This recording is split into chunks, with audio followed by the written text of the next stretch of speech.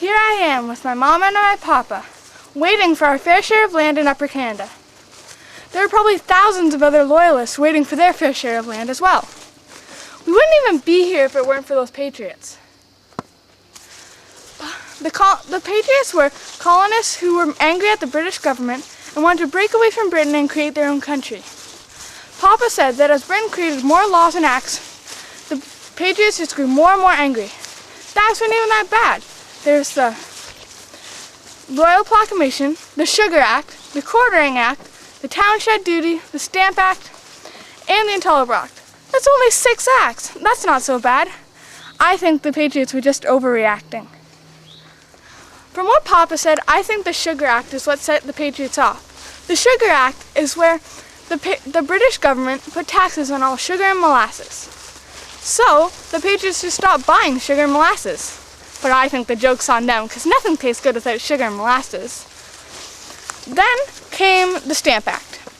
After the Stamp Act happened, the patriots burned all stamps, terrified tax collectors, and then whoever they thought was a loyalist, they'd attack. They'd steal our money, our land, our furniture, and our livestock. They'd vandalize any of our buildings, and they'd threaten or blackmail us. After the patriots won the revolution, the British gave up the 13 colonies and it became the United States of America. The patriots, now the Americans, made it very difficult for any loyalist family, as well as my family, to go back to their homes and reclaim their land. They also made it so we could not vote, hold public office, or even move from place to place freely.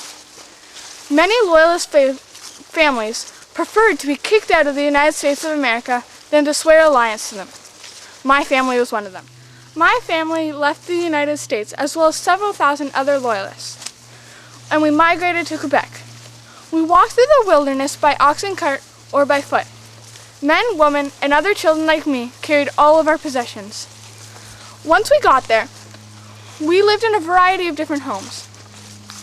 People lived in half-built buildings, hastily built barracks, or even tents. My mama, Papa, and I lived in a half-built barrack because Papa had to build it quickly so that we could have some place to sleep.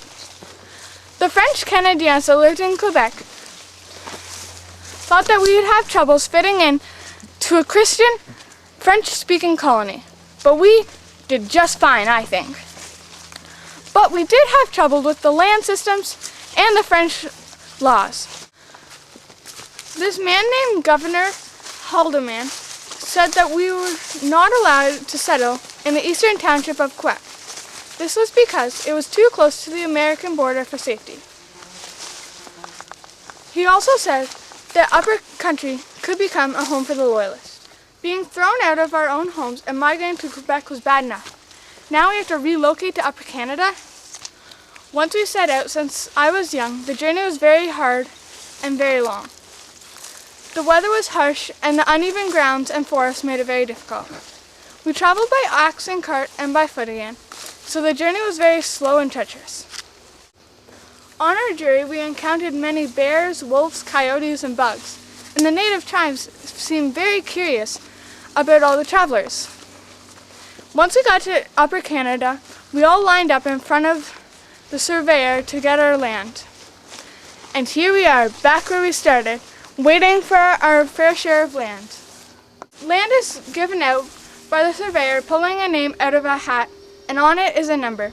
That is your land. One will ever be over.